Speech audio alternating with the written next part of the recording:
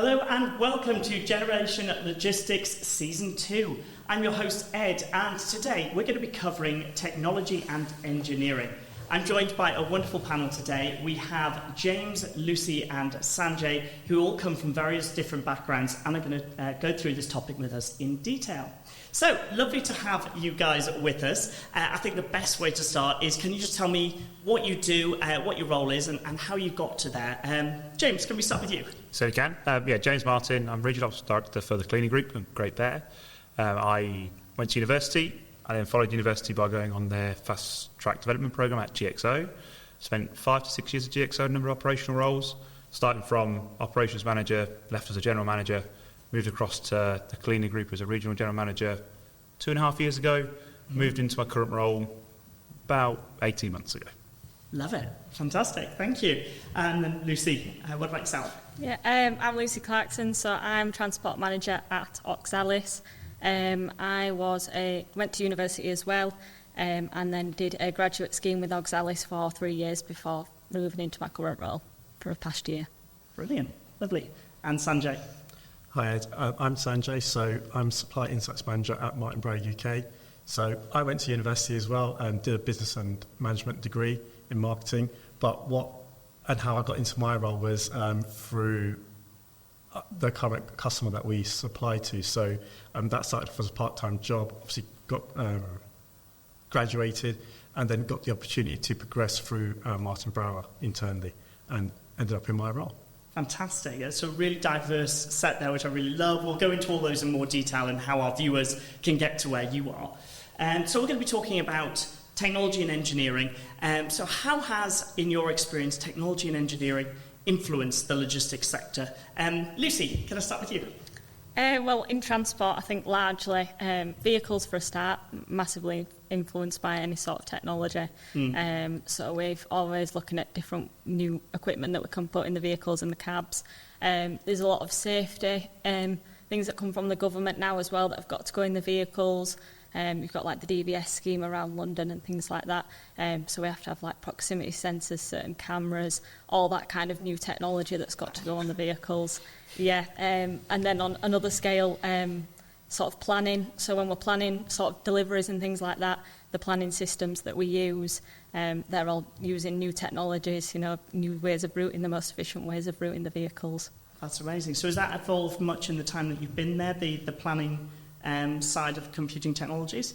I think to a point, so we're obviously always looking at new ways, but we always get new deliveries on as well. So we're always looking at different routes we've got to take and things like that. The quickest and most efficient way to plan, because obviously we can't, with the scale that we're on, we don't do it all manually now. So it needs to be all through new technology. So we're always looking at new ways to improve that. Love that. That's brilliant. And James, in your experience, how has technology and engineering affected this industry?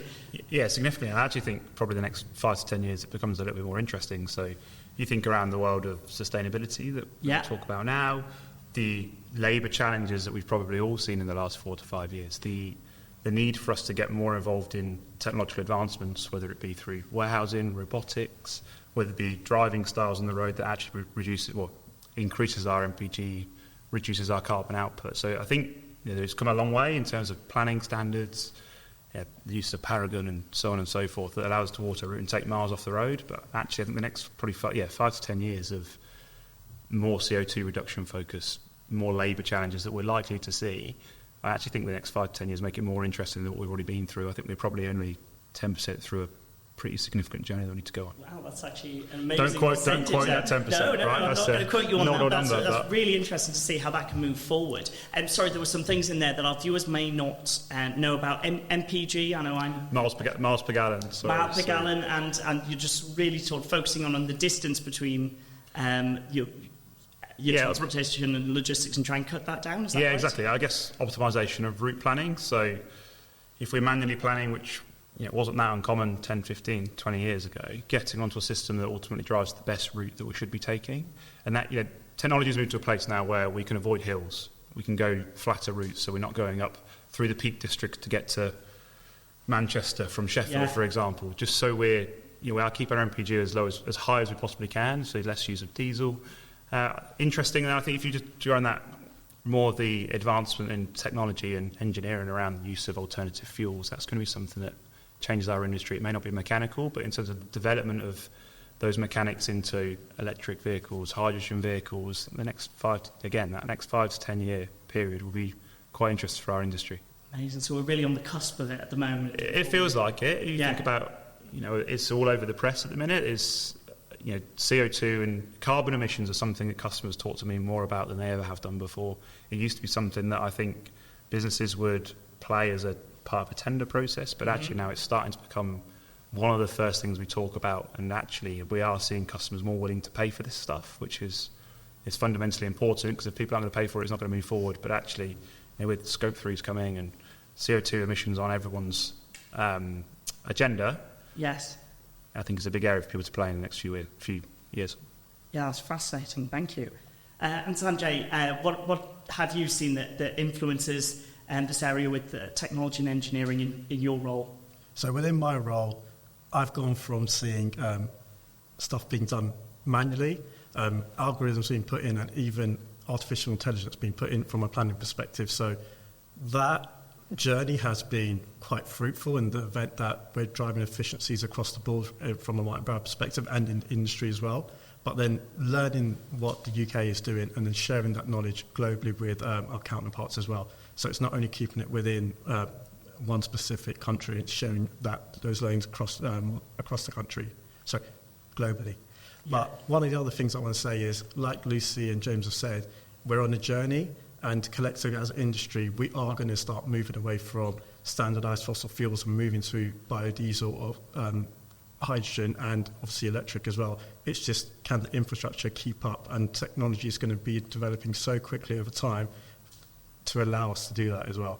I love that. Yeah, it's great to hear that conversation around sustainability. As you've all mentioned, so important to the end consumer, but also to all of us in general. I must ask, you've mentioned AI, and it is a conversation that a lot of us discuss. Is that something you're seeing more and more of within your technological fields and engineering? And is it something that's you are anticipating? Is it a scary topic for those you're working with, because it can be feathered with that in the news? Anybody got any opinions on that one? I think it depends what level you go to it. So AI always comes with the perception that we're trying to take the manual intervention of people, I think, out of roles, which I don't think it's looking to do. I think it's to enhance what we already have. So we look at it from a safety point of view. Is something we're looking at pretty heavily at the minute. How do we use AI to stop incidents in the warehouse?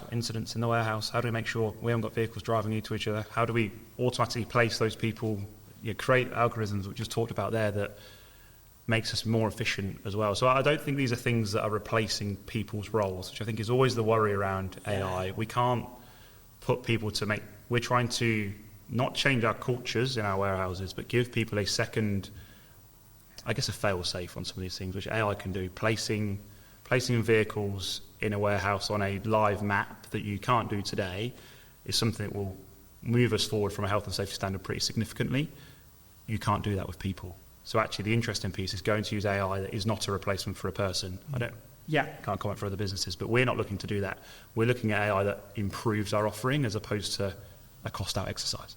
That's brilliant. That's really good to hear. Lucy, have you got any particular thoughts on that sector? Have you seen it in your career? I think within the sort of the transport sector that I'm within, it's probably not as big as it is in sort of warehousing and things like that you can automate some processes. Yeah. I think in the transport area that I work as a transport manager, it'd be very difficult to automate. Yeah, I can imagine it would be. Yeah. So that's great. That's really good to hear. And obviously, Sanjay, you brought that up. You're obviously starting to make that integration. How are you finding that? How are you finding that people are receiving that? So it's like James said, it's not about replacing people, it's about actually helping them to do their job to a higher standard.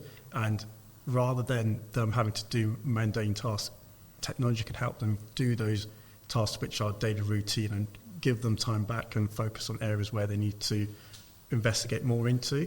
And like AI, it's a continual learning machine. From a warehouse perspective, one of our cultures is to make sure that people are constantly safe, and through learning and artificial intelligence being put in at mapping out those warehouse floors, it can actually drive some process improvements and safety standards improvements as well, which is something that we're looking to do on a day in, day out basis. Brilliant. I love it. That's fantastic. Thank you. Would you mind identifying some of the issues that you might have within logistics in your various sectors, and perhaps how technology has helped you overcome those, and what that looks like? If anybody wants to jump in on that one straight away.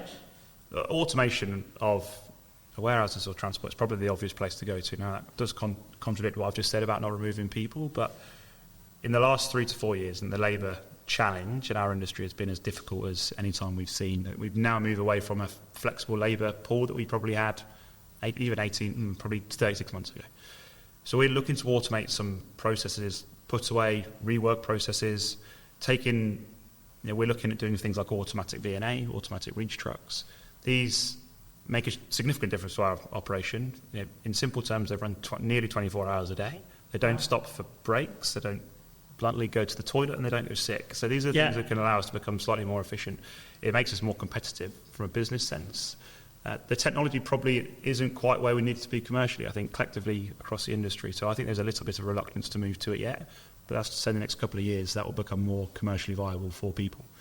So I think that movement into the reliability of technology is going to make a significant difference to our industry, helping us deal with some of the labour challenges that we have. A lot of customers want to see automation because I think they get more confidence in automation and the ability to flex on it. It has its challenges. Yeah. In our FMCG or fast-moving consumer goods that we work in, we don't necessarily have flat profiles. So automation only works typically at one speed, and you only can justify automation if you sweat that asset 95% of the time, to use a number. So at the minute, people still work. It allows us to flex up and down and control our cost base differently. But actually, that may change over a period of time. So right. I think it can help us deal with it's not a straight answer, but I think it can help us deal with some of the labour challenges that we're seeing, certainly in the short term, but where that gets to longer term. Yeah, so it really is look to the future, quite exciting moment, see what's to come. Yeah, exactly that. Yeah. And yourselves, what sort of challenges are you facing, and what technologies have specifically come in your tenure in your companies, which you've seen advantageous? I think for me, safety is obviously a massive aspect of what we do. So the technology's really helped us in terms of anything that happens on the road while people are out, anything like that. It can help assist us. So we've got like cameras that are on the trucks and the vehicles, so we can see what's been going on. We can download footage from the day. If there was to be any sort of accident or anything like that could occur, we can track the trucks, see where people are, so that we can be there when we need to be. So it definitely helps us from a safety perspective, I think, which is really important. That's brilliant, and it's great to hear that from some aspects as well. Not only are you keeping your vehicles, your assets safe, but your people as well there. And there's lots of advantages to the technology. That's fantastic. And Sanjay, what about yourself? I think for me, Ed, one of the things that we've been looking at is our process at the minute is we get a daily feed from our customers, and obviously that goes through our planning processes and obviously flexes up or down within the warehouse. What we're looking to do is change that to an hourly fee, so we're even more dynamic, and then we're able to flex those shift patterns for our warehouse staff and obviously get that a little bit more dynamic. That's where we're looking to go down through with the advancements in technology, but we've only been able to do that with the relationships that we have with our third-party customers and the technology providers we currently have.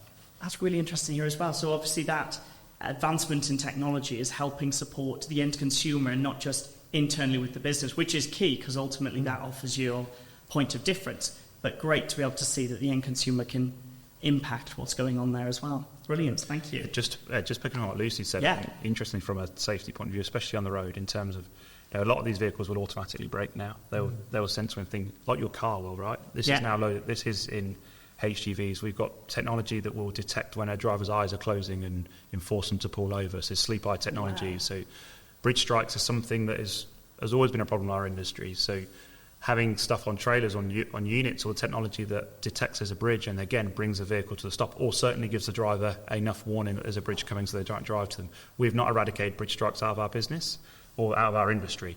We want to, and it's something massively high on the Transport Commissioner's radar, as it should be. Yeah. So we are so that kind of technology on the road is probably more safety driven than advancement I suppose, but it's a really good point. No, that's incredible. I didn't know that, personally, I didn't know that technology existed to actually keep the drivers that safe as well and detect that. It's incredible. Amazing. So, having implemented new technologies into your business, as we've discussed, how do you measure the success of new technologies into your businesses? James, let's jump over to you. Okay, I think probably 3 clear brackets for us, not exclusively 3, but safety, as we've discussed already, cost and service. Not necessarily in those orders, probably service second. So it's, ultimately, if it's something, has it worked? Do we KPI the success of it? So if it's a safety measure, is our accident frequency rate reduced, for example? If it's cost, have we put a business case together that says it's going to save us £100,000? Has it saved £100,000? Has it done in the timeline that we appreciate it to do? And actually, has it exceeded that? What we're looking for. And then service, we're in a service-driven industry. Have we seen our service improve? Are we keeping customers for longer? Are our customers seeing, is our final user seeing what they want to be seeing? Are we now at 99.9% and not 99.85%, for example? So I think those probably are 3 indicators that would go for. There are others, but I think the first 3 that spring to my mind are those 3: safety, cost and service. Yeah, that makes perfect sense. So if I was to simplify that and look at that, you'd be setting a very specific goal and then saying, has it met that target? Yes, so I suppose you'd say, we want to save £100,000. Has it saved £100,000? We want to have less incidents. Has less incidents. Exactly. Yeah, I love that. Simplifying it for my mind, I love that. And Lucy, in transport, how would you measure the success of new technology? I think my point would be very similar to yours. It's sort of the same sort of area. So yeah, again, cost would be the first thing we'd look at when we were looking at implementing a new technology. So was it worth that cost to begin with? Yeah. Service for customers, and then I would also look probably out in the field. So how has it influenced our deliveries, our drivers, things like that? Has it had a positive impact on that? For example, has the technology made it quicker for them without filling out paperwork and that kind of thing?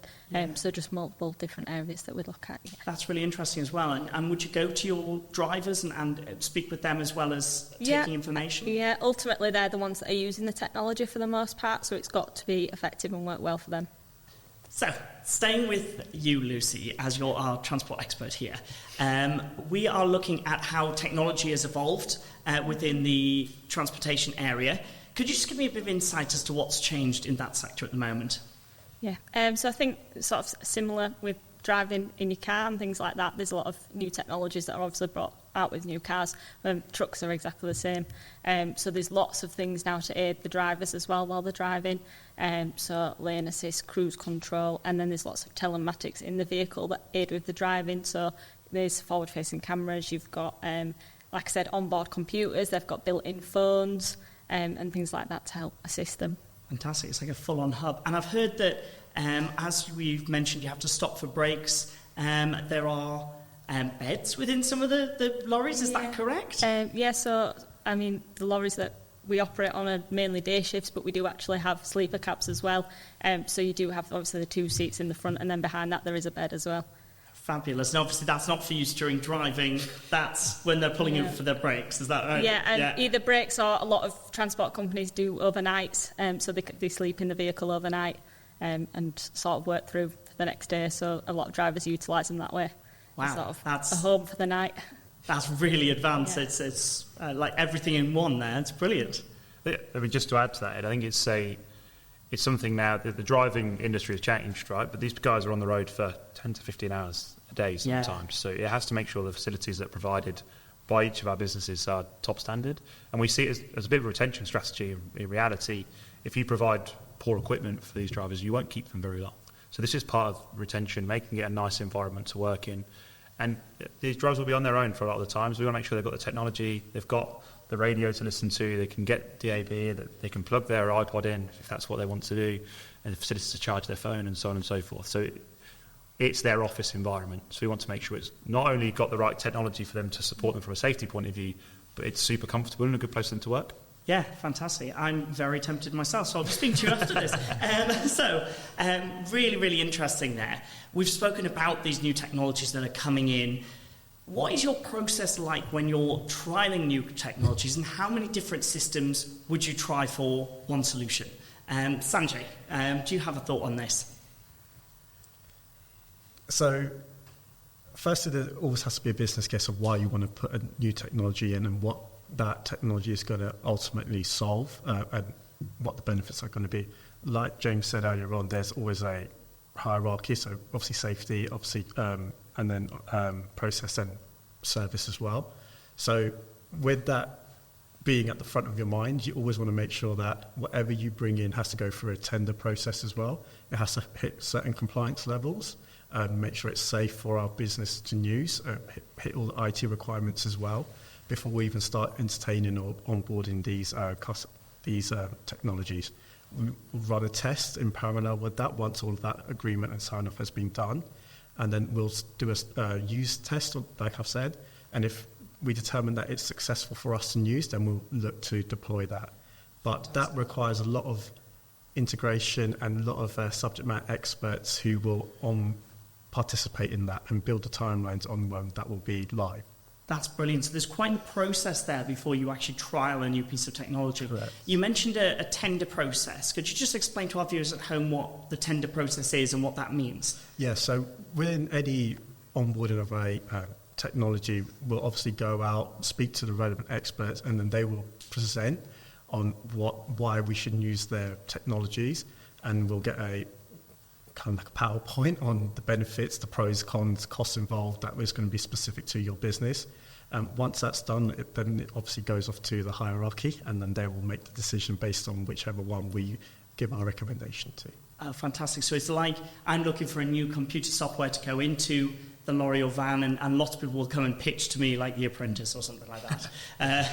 Brilliant, fantastic. And yourself, James, what would your process be within your business? Would you trial more than one solution at one time? Yes, pretty similar actually. And I think at the minute we're seeing more and more people step into this field as the technology of the industry changes.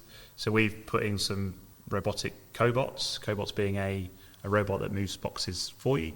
Oh, wow. So yes, which is helpful. But we done it quite recently, and we went out to 3 or 4 different people. We ran trials with them with our product, which sent to them to go through. Yeah, as opposed to everyone can present to you a wonderful solution on a PowerPoint.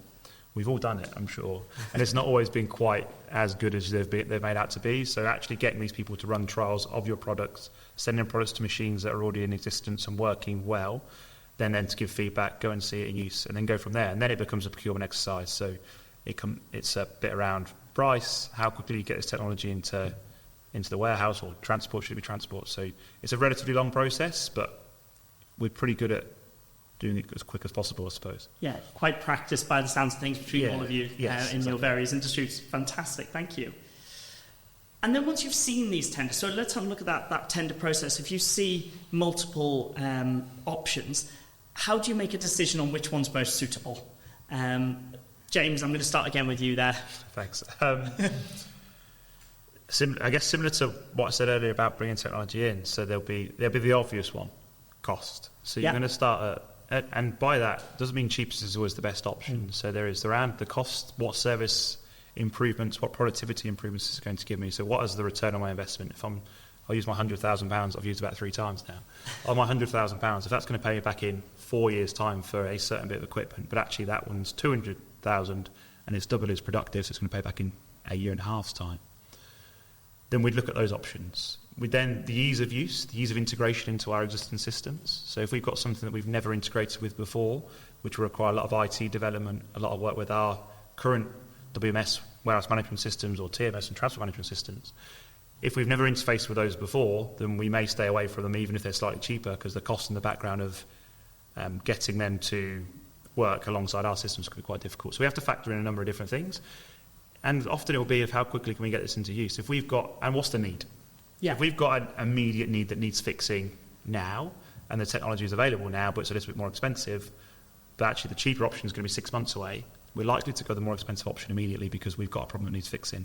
If the problem doesn't need fixing for a year's time, then obviously we'll wait 6 months' time and do it that way. Makes sense. So yes, time pressure, cost pressure, and ultimately the service it's going to provide. Yeah, that makes perfect sense. Sanjay, I saw you nodding along there with a lot of that. You obviously agree and maybe follow a similar process. Is there anything you might do differently or look at within your business, or is it generally the same? No, James nailed it on the head. It's the need. Because technology and how quickly you can integrate it is always one of the fundamental challenges with multiple technologies, and obviously them speaking to each other, you think it's quite easy, but it's actually not. And having the right level of IT involvement as well, if there's any hidden costs, so something might jump out at you as being the option, but when you dial back and go take the layers away, you're like, actually this is going to cost us 3 times as much, so I'm not going to go for that option. And then you might go for the more expensive one, which you wouldn't have considered, but integrating it and getting the benefit is a lot quicker. That makes perfect sense. And so what I'm taking from this section here is that you've got multiple layers of costings to look at, not only how much is the technology going to cost you, but then whether it slots into your current working systems as well. Yeah. Brilliant.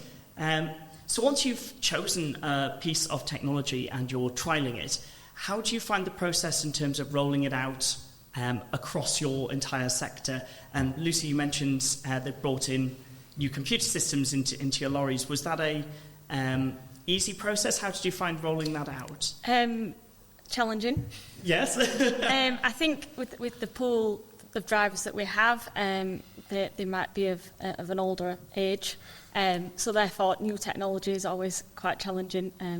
Yeah, it can be a bit daunting sometimes when you just update your phone. Exactly. Yeah, daunting because it's a whole new piece of equipment that you've got to use. So I'd say in that respect it was challenging, trying to get people to adopt that after using paperwork for so long and being happy just writing things down. I think doing that was a little bit more difficult, yeah. But with training and a lot of support, I think we got there. Once people are shown how to use something, they generally feel a lot more comfortable with it. Brilliant. And is that generally face-to-face training? Are you utilising technologies to carry out that training, or is it easiest in person? So what we normally do is, if we get any new equipment in, whoever supplied that equipment would train sort of myself and any other kind of managers, and then I would assist the drivers then in implementing it for themselves. Oh, brilliant. So you're really on the ground running that system delivery. That's fantastic. Yeah. Brilliant. And James, same question to you. How do you find rolling out these systems? Yeah, it's a change, and everyone will soon get to know that managing change is probably one of the most difficult things you can do in a business. So I think bringing technology and on top of that with people that we haven't seen before, it takes time. So I think you have to give yourself the right amount of time to manage that change. I did something similar to what Lucy's talking about there, and we rolled out Samsung tablets, which to us is pretty straightforward to use, but to people that haven't seen it before, it's difficult. Now, I've got no doubt that the younger generation, to me, who are absolute wizards on Excel, AI, writing code, that means nothing to me now. And that's only 10 years ago that I left university, a little bit less actually. So trying to roll something out which we perceive to be pretty basic to a driver to get a sign-on point of delivery, proof of delivery document should be quite straightforward. It's quite difficult. So I think my learning from it is you have to take your time to do these. These things are not an overnight change, and equally you cannot just give one message and expect it to change. It will take you a period of time. You will feel the pain for a good month, maybe 2. Lucy might tell me longer, but the pain will go away at some point. You just have to reinforce the message over and over again. You can't deliver the message once and expect it to land. So I think that's the way we'd be very similar about it. It's that train, reinforce, and continue to reinforce until that message lands. But it can take a period of time. Yeah, I think that's brilliant advice as well, to know that this isn't an overnight, we bring in a system and then snap your fingers and everybody's got it. Exactly that, yeah. Brilliant, thank you. And you've mentioned that technology is constantly evolving. We've heard all the different changes that you're going through at the moment. How do you, in your individual respective companies, stay up to date with the most relevant technology? Sanjay, I'm going to kick off at your end. I give you that question. So technology is changing so quickly these days, it's hard to keep on top of it. But with the constant governance and training that we've got in place, we have to, obviously from a security perspective, because obviously technology improving, you're more liable to cyber attacks or anything like that. So just being smart with training. So if you've got an organisation that's getting multiple emails, hundreds of emails a day, it's quite easy for a hacker to send one in, and it could just take one person who hasn't had adequate defence training on IT to open a link, and you're jeopardising the integrity of your internal company. So in that regard, we're doing a lot of in-house training, and we govern that on a rota basis. So a timely basis, we continually updating and making sure that we're not exposing ourselves to those risks. Yeah, that's really interesting. So it's not just the technology that you have to stay on top of and know what's coming new. You also have to do the training constantly and make sure that everybody's up to date with that as well. That's really interesting. Lucy, about yourself, how would you, the world of transportation, how do you stay up to date with the latest bits of technology? I think that there's always new ways of doing things. There's always different ways that we can improve things that we're doing. But I also think regulation probably plays quite a large part in improving technology as well. I mean, year on year, they keep bringing in new standards and things that we need to have for safety on vehicles and things like that. So we by law keep up with them as it is, but then finding solutions on top of that. They might be things that we put in place and then we think, oh, actually, we could add this on to that technology to make it even better. So I think they aid each other. Oh, that's really interesting, actually. So not only are you having to do that in compliance with the law, but you're also then thinking ahead of the law, as it were, going, well, what's going to be the next step? Brilliant. And James, same question to you. Yeah, I mean, it's evolving all the time, as we've just talked about. We've got a central team that will look after some of this stuff, that will try and keep us ahead of the ball, really. So our central asset management team will look at the advances of technology on vehicles predominantly, but we're constantly talking to our partners in terms of MHE providers or mechanical handling equipment. I touched earlier on about bringing automatic VNAs in that will work at a certain very narrow aisle bits of forklifts that will evolve over time. So I said they didn't quite commercially stack up yet, but they will do. And as much of the process is when we go to put new kit in, we're not looking probably at the immediate solution. It's what can we add on to that kit that we've brought in. So if we're buying something that we know can get quicker, can become more efficient, when we procure this kit, it's not necessarily about the first stage procuring. You're asking for the consistent upgrades on that kit to make it slightly more efficient as time goes. So it's part of the procurement process as well. Oh, brilliant. So when you're having those conversations, you're generally asking what's going to come next, and Exactly. you want to buy into that ready. So with that in mind, I'm going to ask, let's say 10 years from now into the future, what sort of advancements do you expect to see in technologies within your areas? Have you got any ideas on that and what that would look like? I'll open the floor to that one to whoever's ready to jump on it. I mean, you could be extreme, right? We could be sat on driverless vehicles at some point. I think they've been trialled across certain parts of the world. How successfully, I don't know. So that may come to cars, that may come to HGVs. Is that 10 years away, or more like, hey, it might not sit in my career, but let's see. I think the warehouse is probably more of an obvious place to go. You will see more automation rolled out. It will start to become more commercially viable for everyone to I suppose, get involved in that journey. AI will become a massive part of our industry, whether people like it or not. It's going to dictate how we do put away of pallets, how we pick pallets, how we drive the most efficient routes. We'll probably end up giving drivers continually better routes, and at the minute they're giving a little bit of poetic license on some of the routes that they take. I suspect that AI will dictate that they go a certain way, and will probably be clever enough that if traffic appears, they'll be automatically diverted, which you see a little bit on Google Maps on your phone today. Yeah. I suspect that will just become better and better as time goes on. So, hey, who knows? It could be a very different world in 10 years' time. But, well, exactly. Technology, yeah, it is going to. I suspect it will boom over the next 5 to 10 years, and I think it's really interesting. I'd like to see her in 10 years' time when you ask me the questions. Yeah, exactly. Really exciting. And Sanjay, do you have any view on what you'd like to see in 10 years with technology in your particular field? So I think one of the areas, like James said, will be warehouse. So you can go down two ways. You can go down AI doing potentially all of it with robots, or you can do a hybrid approach. So one of the things that we're potentially looking at is, obviously the employees on the warehouse floor, they've got equipment. How can we make that equipment easier for them to use? Is it a vest that they use that speaks to them and only they can hear it within their sound barriers, so that they're walking and they're more active and they're freer to walk around and their footprint is less? So, to be honest, it's an unknown. Yeah. It's just how aggressive you want to be. Yeah, that's really exciting. I'm going to ask about the technological advancements and how's that made the job roles more accessible within each of your companies. Lucy, can I start with you on that one? Yeah, for me, more accessible. It is in my job role, the technology. It makes it things a lot quicker for me. Being able to sort of track drivers, see where they are at any point of time in the day very quickly. Like I said earlier, with paperwork and things like that, before we were having to store paperwork, sort of reconcile work and delivery notes, etc. Sounds like Whereas now it's all through a system. It's automatic. They're on site. They're delivering. They send it off, and it goes straight to the office. So for things like that, it's made everything a lot quicker in the industry for me. Oh, brilliant. Sanjay, can I ask, within your company, how advancements have made accessibility into various roles easier?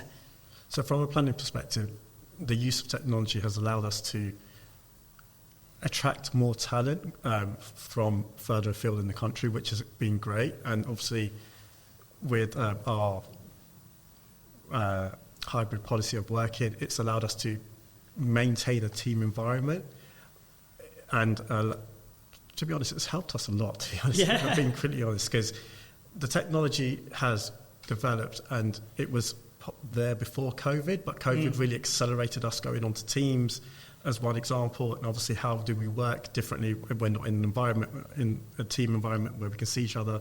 But we worked out that we can still have that team environment over Teams, still have access through VPN to all of our networks, be safe, and still deliver what we need to.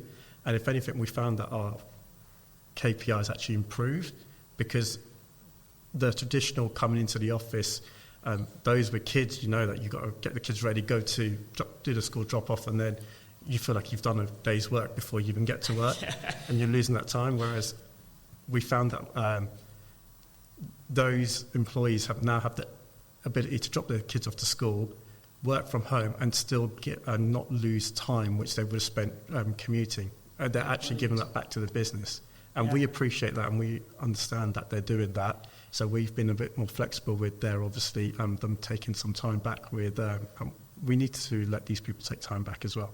Because I love that. That sounds great. And it's great to hear how both on-site and utilising your time with technology has gotten easier, and also for people and recruitment worldwide, countrywide, however you do it, is accessible with those plugins and virtual and hybrid working. It's really interesting. Thank you. So we've got lots of young people who will be listening to this podcast who may not have considered a role within technology and engineering.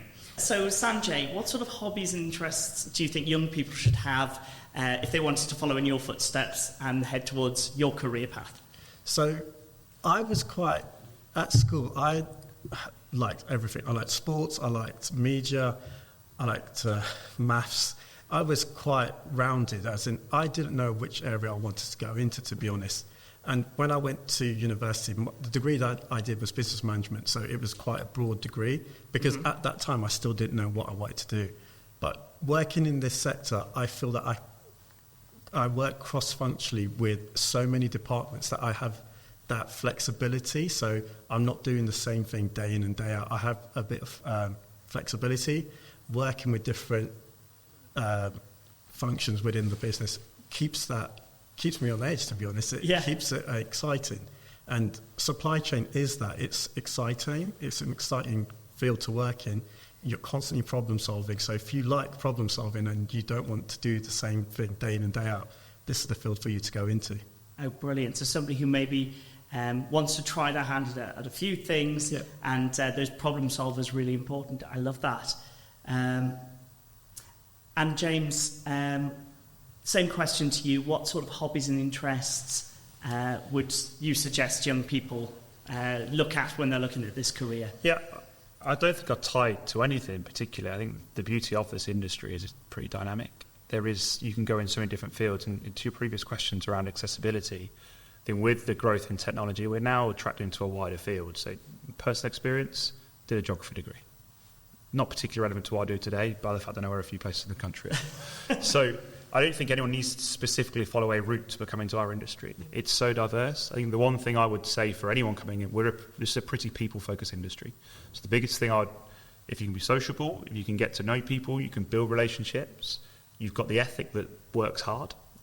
That is what is key in this. You've got some flexibility in your life, if possible, especially at a younger age. I appreciate that gets difficult with kids and family commitments, but actually in your younger age, work hard, commit to what you're looking to do. There is opportunities here in whatever field you want to go into within the industry. That may be IT, it may be operations, could be a driver, it could be HR. There's so many different things you can do, finance. So you don't have to specifically go down any route. It just, for me, would be a personable person, be willing to work hard, and actually this industry you can do very, very well out without being a rocket scientist. And that is why I'm sat where I am. I'm not the most intelligent person in the world, but I've worked hard, and that would be anyone who's to come to this industry, what do I encourage them to do? Be those two things. Be flexible and work hard, and you'll do very well. Brilliant. That's really great to hear. I'm sure a lot of our listeners appreciate hearing that as well, and it's more the mentality rather than any specific piece that you're looking for. Agreed. So we've spoken loads about how technology is evolving at the moment. With the same thought in mind, how do you see roles and job roles evolving within the next 10 years or so? Sanjay, let's start with you. So, Ed, my role came about because of advancements in technology. So, with us being able to access more granular level of detail and data, it allowed us to start processing and using and leveraging that data to our advantage.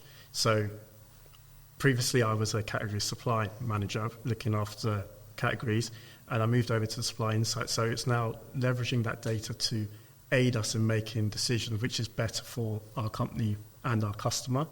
And that is only at the start of the journey. As we unlock and the technology advancements improve, I see my role changing and future roles changing and developing within the organisation. And like any good organisation, they will not sit still, and they will constantly pivot, adapt and readdress where they want to go and the direction they want to go. And they'll do that with new roles that are constantly going to be integrated into that company. That's fascinating. So you're actually a prime example of this. As technology and data has evolved, your role has evolved into what it is today. It is, yes. Yeah, amazing, fantastic. And James, can I ask you the same question? What do you see job roles evolving into within the next 5 to 10 years? Yeah, difficult to say, right? Well, I think it's a really interesting point around data. So the use of analytics is growing more so than it ever has done, and Power BI, something that we all use for automated reports that maybe we didn't have before. I think that the interesting bit of the next 5 to 10 years is the move into robotics that we've talked about, and more so, more of automated technology. So there's going to be a lot of stuff that is mechanically driven, experts in automating certain fields, whether it be in warehouses or transport, actually. People coming in with, I guess, an open mind that they might come in doing one role. And there's a good example sat next to me here that comes in to do one role based in some mechanical field that actually grows as the technology advances. Would I love to sit here and tell you what that is? Yes, because I'd probably be a very wealthy man very quickly. But actually, we don't know. It is moving that quickly that the technology that I saw 5 years ago when I came out of university is very different today. I referenced it earlier. Some of the people that are undergraduates, apprentices that are coming in with a skill set of IT is miles ahead of where I am, and I think I'm pretty IT savvy. These guys are not a long, long way ahead of me. So it's scary. It is scary. It's really scary to see how quickly they've moved on. But scary and super exciting. Yes, I was going to say, it's the opportunities that are becoming available because of that seems very exciting. Yeah, and I think you'll end up very quickly with innovation directors, tech directors. You know, it's typically in our industry, you see a lot of our managing directors get there through operations. Well, actually, that could be pretty short term, because you might start to see people that go down the tech route that have optimized, automated, that find themselves into the top levels in the C-suites of our business as being chief execs and COOs. So actually, I think it's interesting. It's exciting. I couldn't pinpoint what I think that's going to look like, but no. But we know the opportunity is there, as we're seeing with a fine example here on our own panel, which is great. It feels huge. Yeah, brilliant. And what kind of training and support is available to students to ensure that they're suitably equipped for new technology coming in? Is there anything within your particular organisations or perhaps outside that they can look to? Lucy, may I start with you on that? Yeah, I think so. From a business perspective, we've got a lot of training in-house at the minute, so any new technologies or anything that come in like that, training is sort of rolled out to all members of staff, who then go to their direct reports and so on. So I think there's plenty of support once you get into a business, and I think this sort of technology will be different to what you perhaps do at university, college, anything like that, school, to when you actually get in the business. So I think the business providing a lot of that training is important. Yeah, absolutely. I guess we all have nuances within each of our businesses, and it's really important to learn that. Sanjay, within your particular organisation, how do you ensure that everybody's suitably trained on new equipment? So training is something that we take very seriously within Martin Brown. We're obviously signed up to the Investors in People as well, which is a government scheme, and we're audited by that. I'm pleased to say that we are gold and silver. Some sites are gold, some sites are silver, but the silver sites are working hard to get up to that gold standard as well. People are our biggest asset in what we do, so obviously getting them trained up to work in a safe fashion and an efficient fashion is in our best interest. And it's a journey, so them learning how to use technologies makes them feel like they're doing the best job that they can do with the tools at their disposal. And as the tools progress and get updated, it's our duty of care to make sure that we give those employees the opportunity to learn and grow with the tools as well. So James, I want to ask you, what kind of skills and qualifications would be useful for somebody who wants to pursue a role within engineering and technology in this sector? Yeah, I think as we advance through technology, data will become more and more important in our industry. So someone who's got that data, mathematical, analytical background will succeed significantly in our business. We're also, as we go to more automation, there's more robotics coming into place. That's going to require the use of more and more mechanical experts. I think there is a shortage currently in that field that we're not seeing come through. So we will be limited. This industry will be limited the ability to grow and become more productive if we don't have the people to fit this equipment. So mechanics will be essential for our growth immediately, really. Yeah, amazing. What kind of long-term growth opportunities are there for people in your sector once they've finished their first job role? Lucy, can I start with you? Yeah. So for myself, I started with my company part-time to begin with as a bitumen planner. So at that point I didn't have, I just had GCSEs, no further qualifications as such. I then did a degree alongside that, and then after that joined a graduate scheme with the company. Now the company does have a lot of, we do have like an internal leadership scheme as well.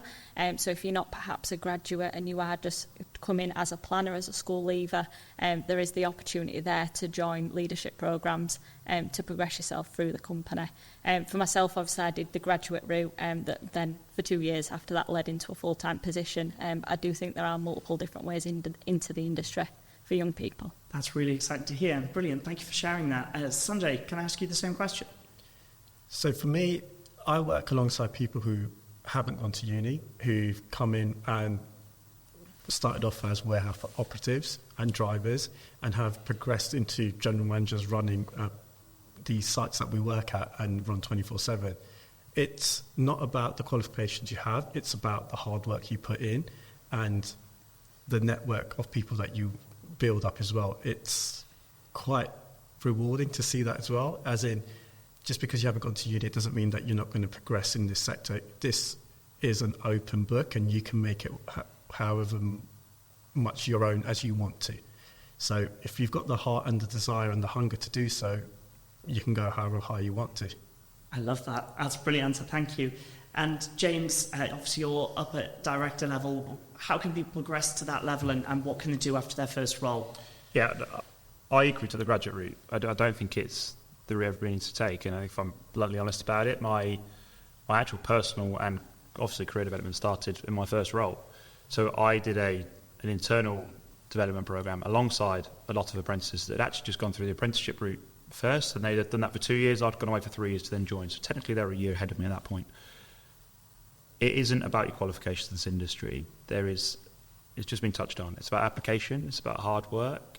There is no defined route in this industry, which I think is great about it. It's different every day. It's dynamic. I touched on it earlier. You can go into finance, you can go into operations, you can go into HR. You can go into robotic automation in the future, for example. Incredible, yes. So there is no defined route for anyone. It's not about being master's educated with a degree before you come into this industry. It really does reward hard work. I said it earlier, and I'll say it again. I'm not the most intelligent man you'll ever meet, but I can drive, which is important. I can drive, I can travel, and I can be flexible with my approach, and I've worked hard. And I'd encourage anyone who listens to this, or me, if I give you one bit of advice, it is to work hard. If you can work hard and be flexible, work hard is the most important part. You will do incredibly well in this industry with the right application. It's not about qualifications necessarily. Thanks, James. That's brilliant. That's actually led us into our final question here. So for our viewers at home or people listening today, what advice would you give to them if they were looking to get into technology and engineering within logistics? Sanjay, can I start with you? If I could give my younger version this advice, it would be go into it with an open mind, work hard, and build as many relationships as you can, and really give it 110% every single day, because you'll learn incredibly quickly and be exposed to so many scenarios that will just aid you on your journey. And a career is a journey, and it's about the journey, which is the thing that you enjoy the most. Because once you get to your goals, you'll be like, okay, I got there, but I really enjoyed the journey to get there. So make sure that your targets are smart, realistic, achievable, and really think about how you're going to get there, and build that with your line manager, whoever you're thinking, or industry expert. Have that one-to-one with them as well, because that's what's going to ultimately get you to where you want to get to. Fabulous. I love that. So you've got that drive and your own goals, but also using the experts around you to build on that as well. That's Correct. Brilliant. James, can I ask for your advice on the same thing, please? Yeah, similar. Hard work, networking are probably the two key bits for me. I think it's about being personable. If you can spend a lot of time around people, not only will you build great relationships, you'll learn so much from them. I think you actually learn a lot outside of the workplace as opposed to in the workplace. So getting that opportunity to find yourself a good mentor. So find somebody that you see has maybe been through your route, or someone that you aspire to one day be. Go and ask them for their time. I think if you go and find anyone senior in most businesses will happily give you an hour a month, an hour every couple of months, where they'll sit and talk through development opportunities that maybe you should go for. As long as you're working hard, they're not going to do that for anybody. You've got to put the commitment, show the passion for the industry, being open-minded as to where you go. If you can get a good mentor, I've always had mentors, and I still speak to them on the phone. They might be old businesses, I will still speak to them now. And it's not necessarily to talk about business, it's just to talk through a couple of situations, life challenges, what should I do in my next step. So I think if I could give, two bits of advice. Work hard. Secondly, find yourself someone that will mentor you through that program. And it can just be, it could be any question. It can be, I've got a difficult conversation that I need to have, but I don't want to go to my manager with it because I don't want to feel like I don't know what I'm doing. Go to your mentor first. Your mentor will be able to guide you in the right direction, and you've not made yourself feel vulnerable in front of your line manager. So I think that might be a bit of advice. Yeah, that's brilliant advice as well. So finding somebody who is an expert in the field, whether within your own business or outside of there, show them you're willing to work hard and pick their brains. Yeah, I love that. Someone you can trust. Someone you can trust. Yeah, really key. And Lucy, can I ask you the same thing? What piece of advice would you give to somebody getting into this sector? I think choose a route, but also find your niche. So for me, I worked throughout the business in lots of different departments, and that allowed me the opportunity to find my place in the field, in operations. So for me, it was a better suited role, and I think people need that chance to explore and find what fits you the best, rather than just going into one particular area and sticking with that area.